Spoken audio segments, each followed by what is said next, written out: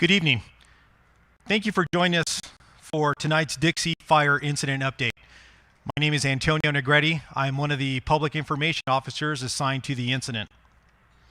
This evening, you will be hearing from various experts in their field, updating you on recent evacuations, fire activity, and fire weather. If you have any questions for our speakers this evening, please submit them in the comments section below. First, let me bring you the latest numbers regarding the Dixie incident. The Dixie fire is currently at 777,741 acres with 48% containment. There are currently 3,363 fire personnel assigned to the incident. I'd now like to introduce you to our first speaker. Please welcome incident meteorologist Derek Williams.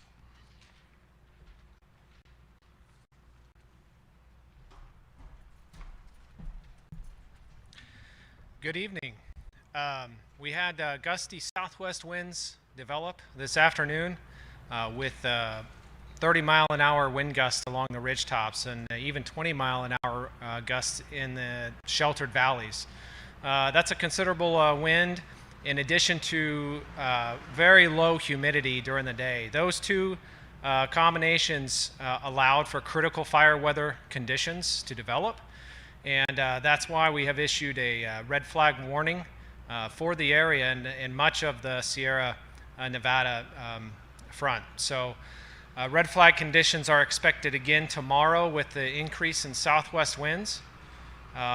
Pretty much similar winds tomorrow. It might be a little lighter up in the Lassen National Park area and more from the west.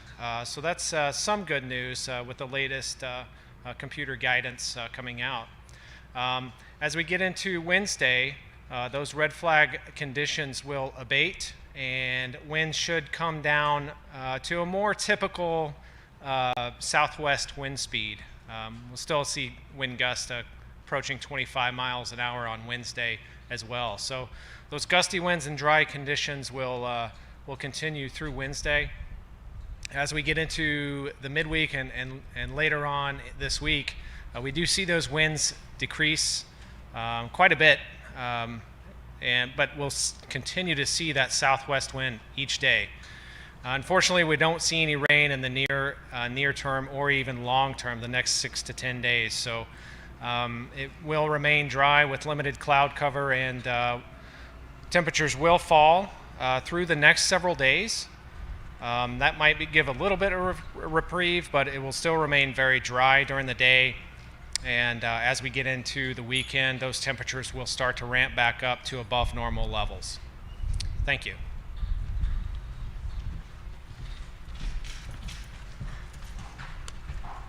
Thank you. Once again, that was our incident meteorologist, Derek Williams. Our next speaker is our fire behavior analyst, Chief Don Watt.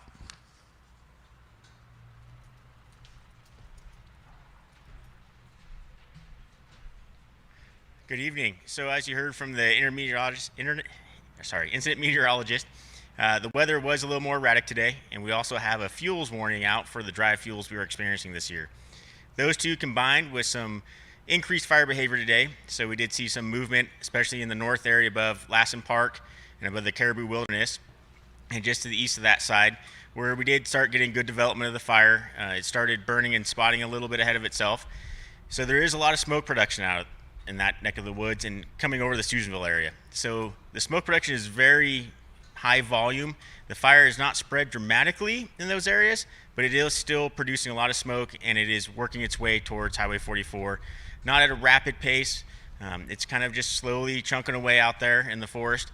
So the nice thing about that is we're starting to get into some lighter fuels as we get towards Highway 44. The timber isn't as thick, the brush is a little bit shorter. So it will not be quite as erratic, but the winds will be that big deciding factor. So if they continue to come in tomorrow as predicted, we'll continue to see that movement and continue to see the spotting, especially on that north side. There's also a little bit of fire activity on the west side of Lassen Park. The good thing about that is the winds right now are helping out by pushing that flank back into the main head of the fire. So we're not really seeing much spread to the west at all. It will slowly go that way, but we're not seeing a rapid spread in that direction due to the winds keeping it up and keeping it moving to the northeast. Have a good day.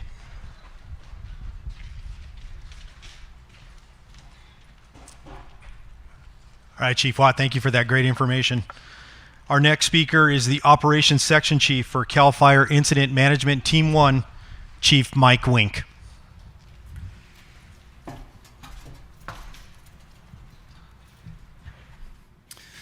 Good evening. We give you the current situation on the west zone of the Dixie. So no changes here in Branch 9. A lot of good things happening there. Working with utility providers, roadway, safety corridor groups, and getting things back to normal in there.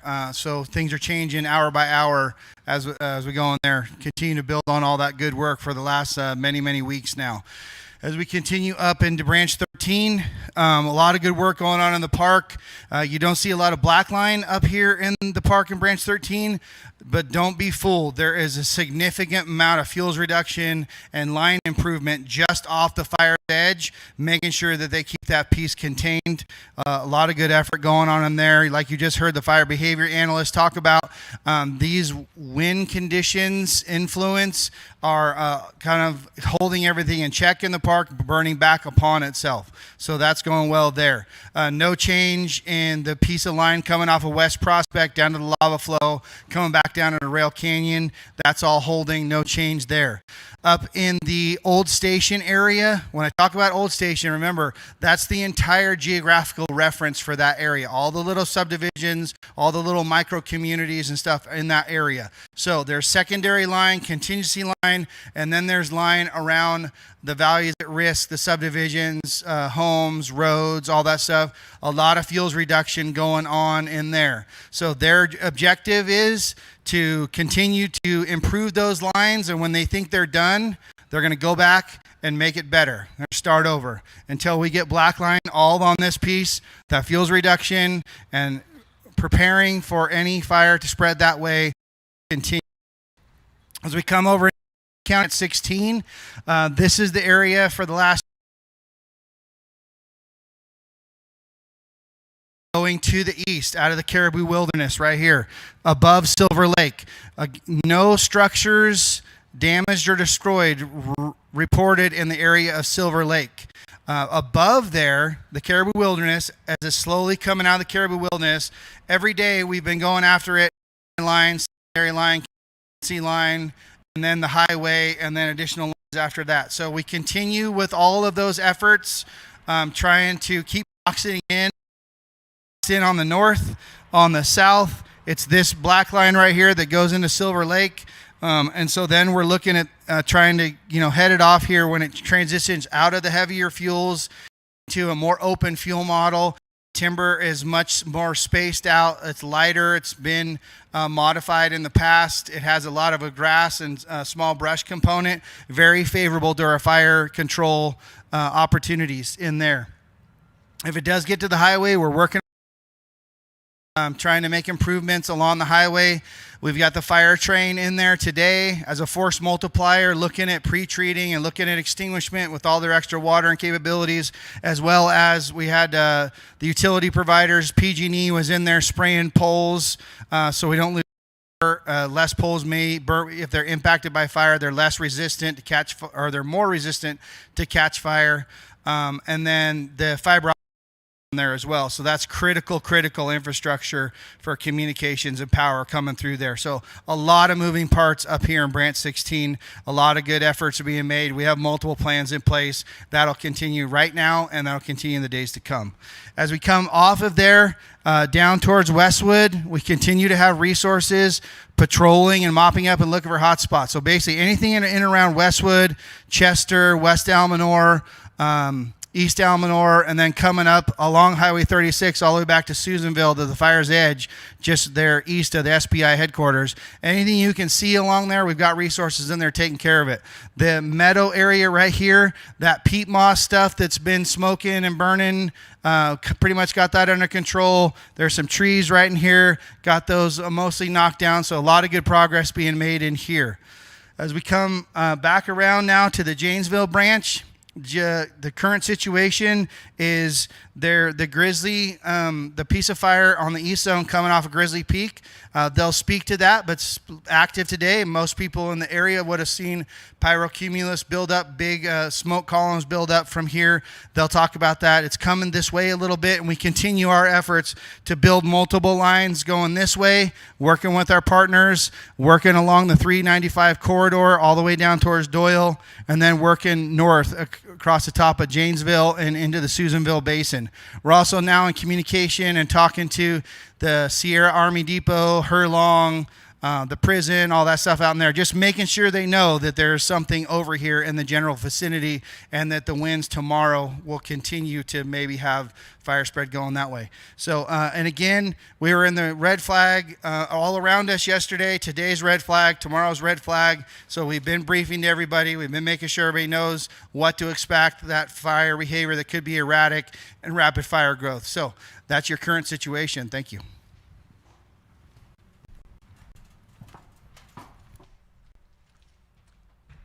Thank you very much, Chief Wink. Our next speaker this evening from the Lassen County Sheriff's Office, Sheriff Dean Groden. All right. Good evening, everyone. I want to visit some orders and warnings and some changes. First, get real maps. I recommend you go to community.zonehaven.com. Again, that's community.zonehaven.com.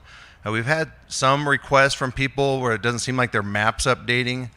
Your device will sometimes store, the last version of the page you looked at. So we recommend that you press that refresh button every time you go to that website, so you're seeing the most current map.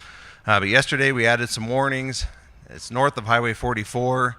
East of the Pittville Road, west of A21 off of 44, and then Forest Service Road 32N02, and then A1 up west of Spalding. And the north border of that evacuation warning area is up around Blacks Mountain, Harvey Mountain, and so on. But again, for accurate mapping, please go to that website. One thing, we've had some reports of people going into those closed areas around Silver Lake and other areas. It's important that everyone stay out of those closed areas. It can be very hazardous for you. You could be putting fire personnel in danger by entering those areas. So I recommend that you stay out, and it is still a crime to enter those closed areas. So as the operations chief said, some concern. We're watching that fire that's been moving down towards that east towards that Milford area in general. It's quite a ways out still, but we're going to be paying attention to it. I recommend everyone along that 395 corridor from southern Janesville all the way down close to Doyle, you need to have a plan. You need to plan a place to go in case we have to issue evacuation orders. Now, if we issue additional warnings, what the actions people should take: you should move large animals out of the evacuation warning area. If people have special needs that will delay their leaving the area, if it becomes evacuation order, they should do it during a warning. And everyone else needs to be ready to leave in case an order is issued. And then when an order is issued, everyone needs to leave that ordered area as fast as possible, or as soon as possible. I shouldn't say fast. We want to do it in an organized and orderly fashion. You should travel with your headlights on, travel at safe speeds, slower than you normally would, and yield to fire and emergency traffic. So right now we've been into this for multiple weeks, and I ask that everyone continue to be patient because we may be in it for many more. Everyone needs to be aware of their surroundings, monitoring media releases from the incident management teams, and comply with warnings and orders in a timely fashion. And in closing, I just want to thank all the fire personnel and other personnel working on fires around our state. God bless and be safe.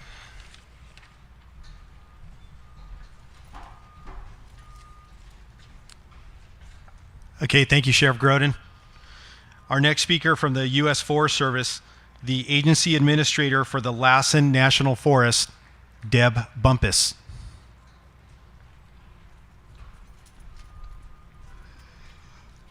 Good afternoon, everybody. Thanks for joining us again.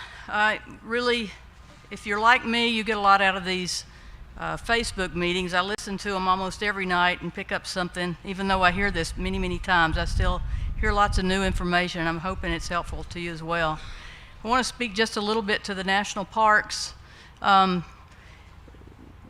Lassen Volcanic National Park has been involved in this as a partner, as you all know, and has been taking strategies and tactics that support the full suppression strategy for this entire fire. So they have authorized retardant drops when necessary. They've had air operations using helicopters. They've had some bulldozer lines in the Lost Creek campground area. Hand lines, heavy equipment is being used to improve some existing roads. They've used mastication, chainsaws, burnout operations, fighting the fire with direct control lines. So the point being, you know, we hear a lot of times about the national park not doing anything when a fire comes into their area, and that is far from the truth for the Lassen. They've been involved in this from the very beginning. So the other thing that I want to touch on today is that the Forest Service today issued an extension to the closure that we put out a few weeks ago. It now will cover every forest within Region 5 within California. So that closure is being extended through September the 17th at midnight. And the purpose of this is similar to, you know, what you've been hearing. You know how scary things have looked around here for several weeks now, and that is the condition throughout the state. So we have to provide safety to our people, to the public that's out there, and also to the firefighters. And we feel that by closing the forest, it reduces the potential for starts that may occur, even if it's not purposeful. So things do happen. So this year, there's been more than 6,800 wildfires so far for 1.7 million acres. That's across all jurisdictions within California. And within the Forest Service nationwide, we've moved to the National Wildfire Preparedness level of PL5.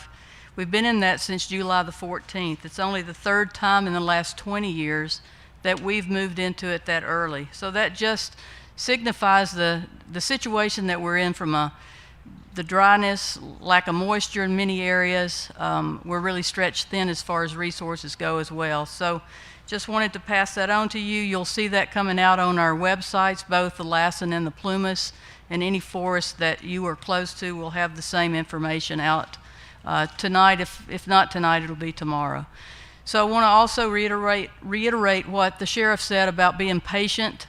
A lot of folks want to get back into the forest. We get a lot of calls daily about that. It is not safe to be out there. It's definitely not safe over these next few days when we've got these windy conditions. So just be patient with us. We'll let you get out there as soon as we feel that it's safe and that you can travel safely on the roads. We do have roads that haven't had fire in quite some time, but there are a lot of snags out there, and we have not had the opportunity to go back in and mitigate those and cut those down. So be patient. If you want to get some more information, and we'll try to get you out there as soon as possible. Thank you very much.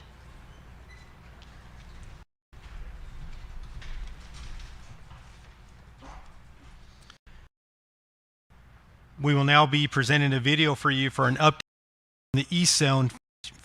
Supervisor for the Plumas National Forest, Chris Carlton.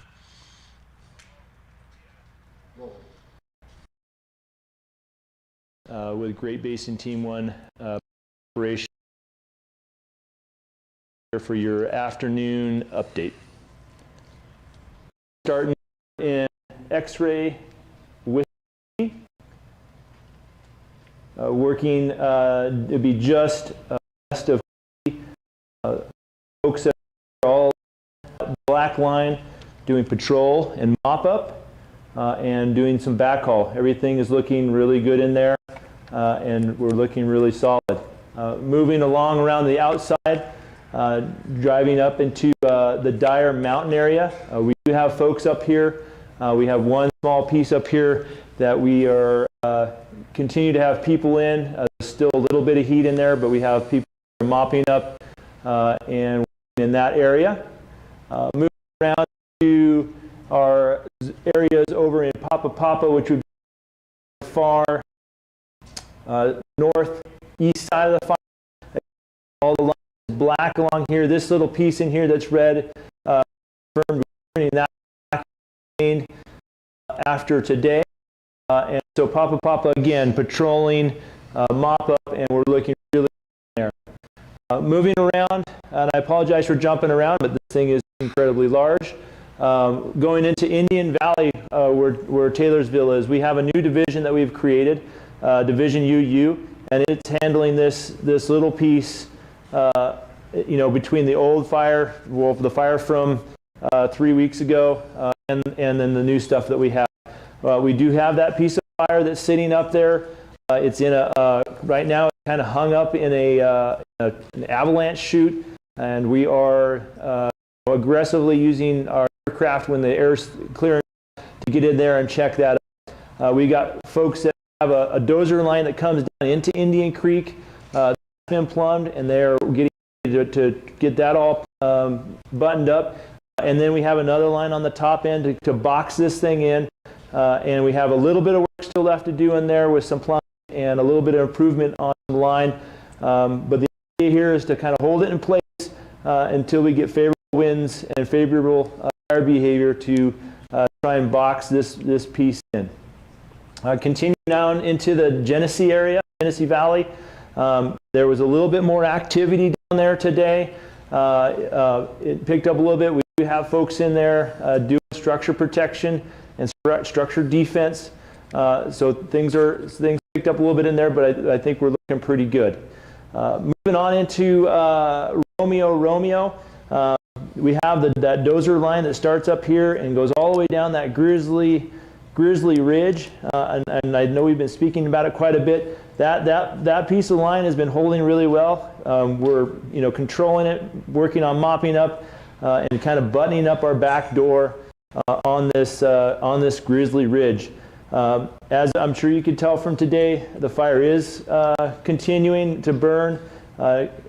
Just be north and northeast of Grizzly Ridge.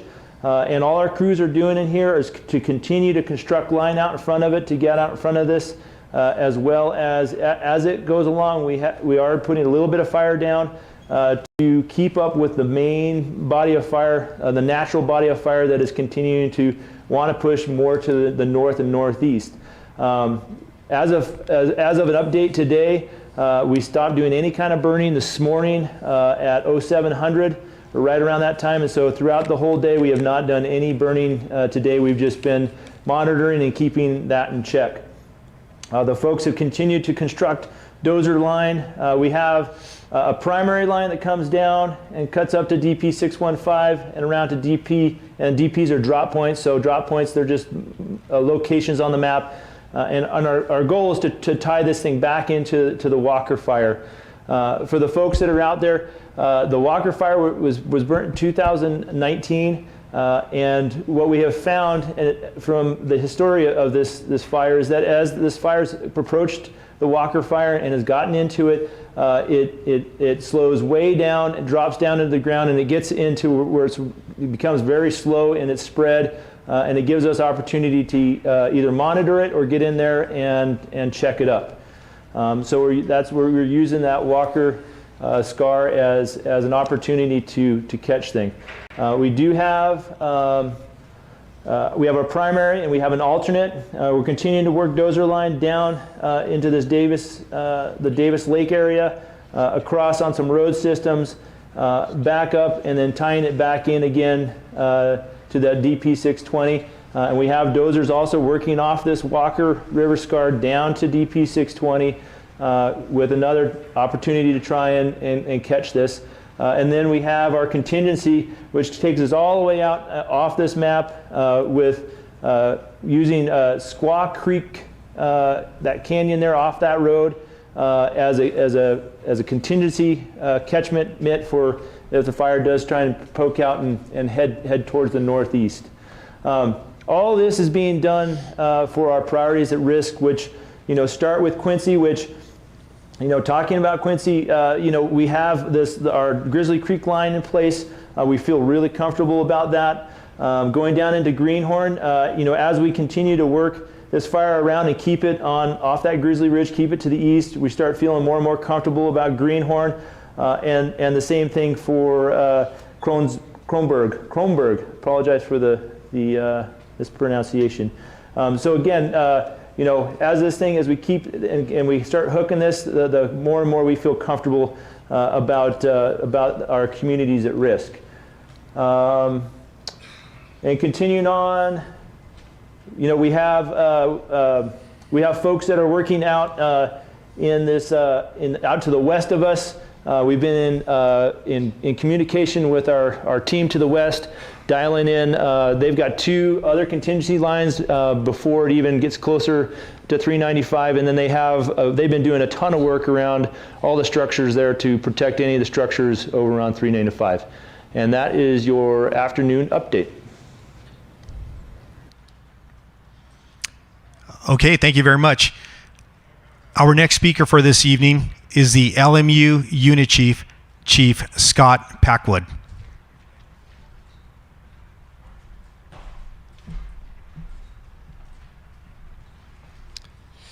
Good evening, Scott Packwood, Lassen Modoc Unit Chief and CAL FIRE Agency Administrator.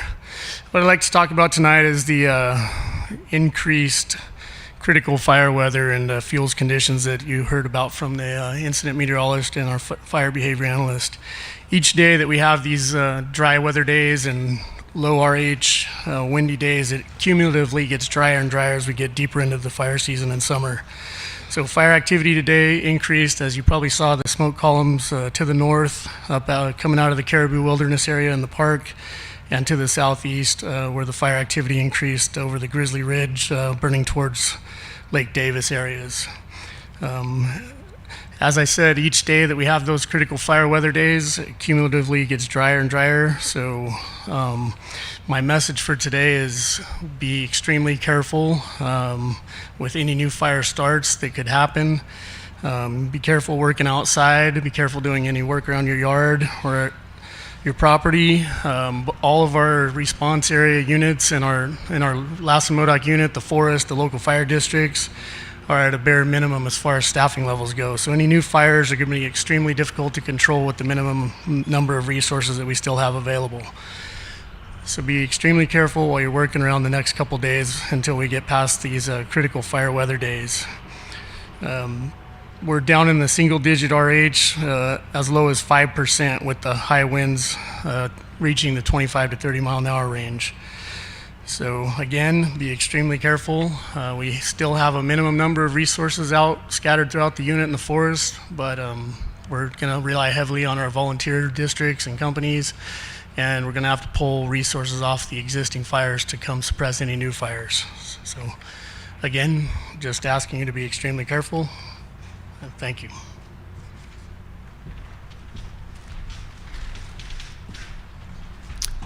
Thank you, Chief Packwood. Our final speaker of the evening for the West Zone Incident Management Team 1 Incident Commander, Chief Nick Truax.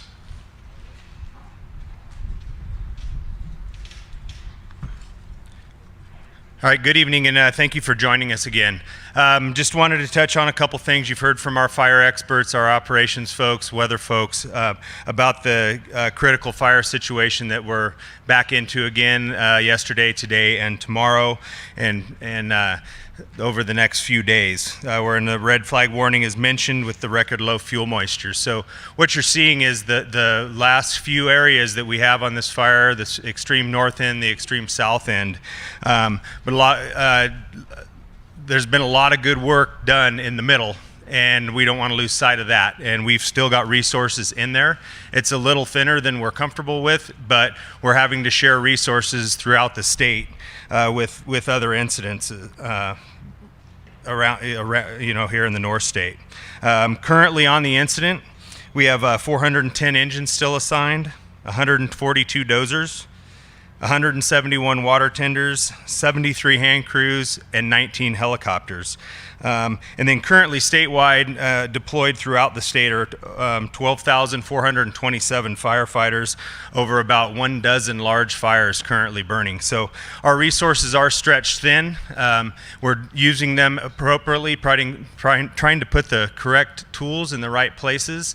Again, we're in the extreme north end and the extreme south end. So if we have to, what we call surge resources, so if the fire starts to really impact critical infrastructure, homes, those kind of things, we will move resources from one part of the fire to the other. That's really what we need to do now. And then we've also will at times, if there's a fire close to us, have to share with that, trying to keep new starts as small as we can. So resources are stretched thin, so if you don't see what you would expect to see putting out what we call the nuisance smokes or whatever, we are trying to get there, but again, we need to have our ability to move those resources into those critical areas. One other thing that I wanted to kind of bring to light, so those folks that live here in the Susanville area, you've probably noticed that we moved out of the fairgrounds over the last couple days. That was due to a previous engagement that the fairgrounds had scheduled. So we haven't left the area, we just moved. We moved over to the old mill site off of Riverside Drive. In that area, that's where we'll have our main base camp now. And then over off of Richmond Road, there at Mallory Lane, we'll also kind of have our overflow area and some of our sleeping areas. So there was some rumor going around that we left the area. That's not the case. We are still here. We're just in a different location. And that's all I've got for tonight. And I think we've got some questions that will get handled that have come in online. Thank you.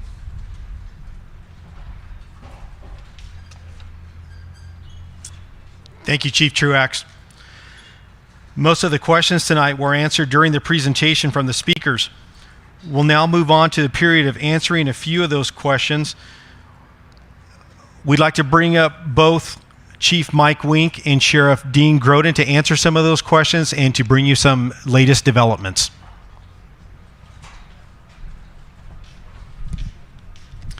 So the few questions I had this evening was, what is the status on Westwood and Pinetown? So no change to the status of the communities of Westwood and the area of Pinetown.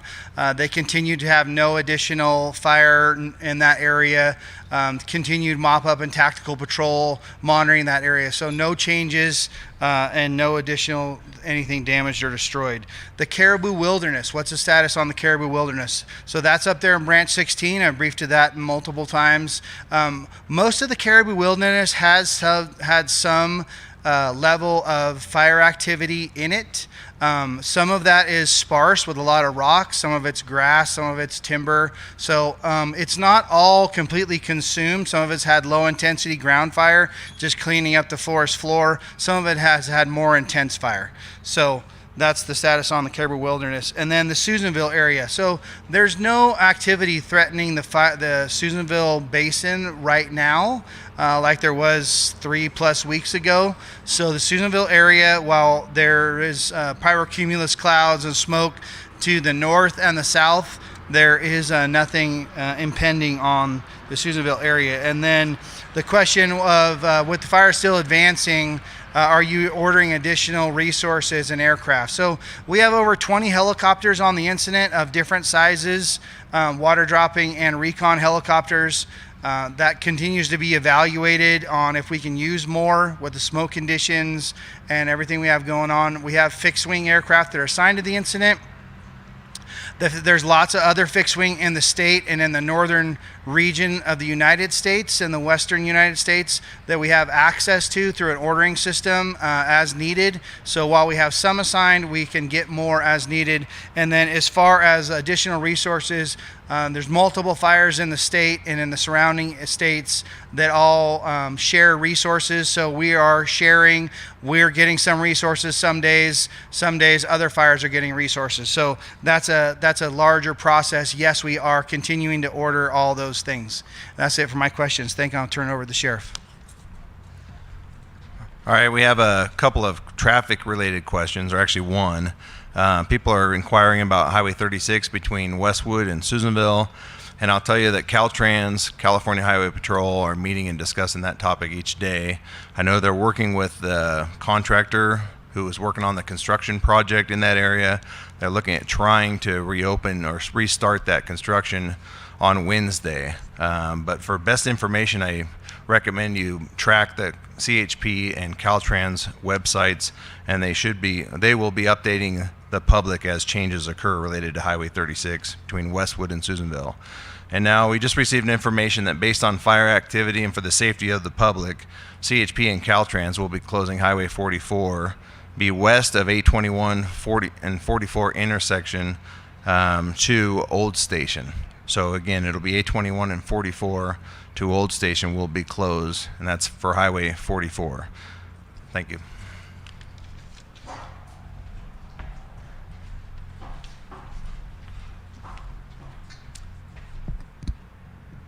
We'd like to bring back up Chief Scott Packwood, Lassen Modoc Unit Chief.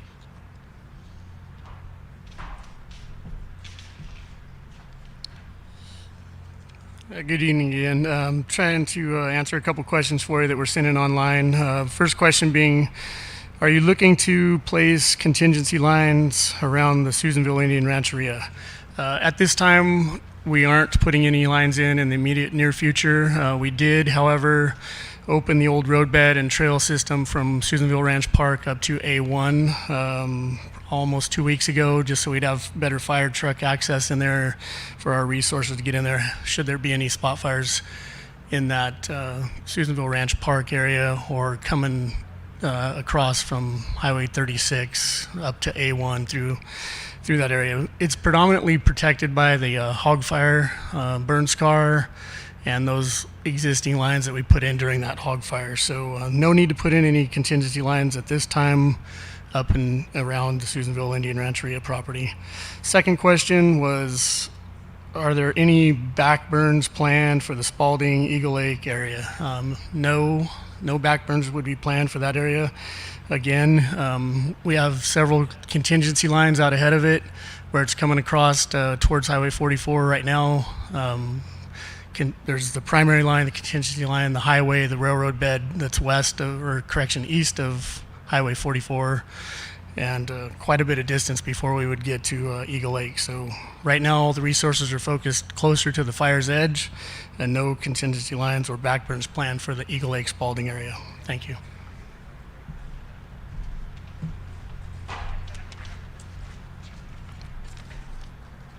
We'd like to thank all the presenters this evening for their information. If you'd like to find the evacuation maps for Plumas, Lassen, and Butte counties, you may find those listed on their respective websites. Incident updates will be provided at 7 a.m. and 7 p.m. We will continue to provide the Facebook and YouTube Dixie incident every other evening. Our next meeting will be Wednesday, September 1st. The live stream may be found on the CAL FIRE Lassen Modoc Facebook page, the Plumas National Facebook page, or the Lassen National Forest Facebook page. In the meantime, you may go to INCIWeb and search under the Dixie incident for the latest information. You may also go to the CAL FIRE homepage at www.fire.ca.gov. Please continue to follow social media platforms for the Lassen National Forest, the Plumas National Forest, and CAL FIRE LMU. Finally, at the end of this presentation, we will have for you on screen QR codes which will link you to our live presentations and email updates. We sincerely appreciate your time this evening. Thank you for joining us. Please be safe.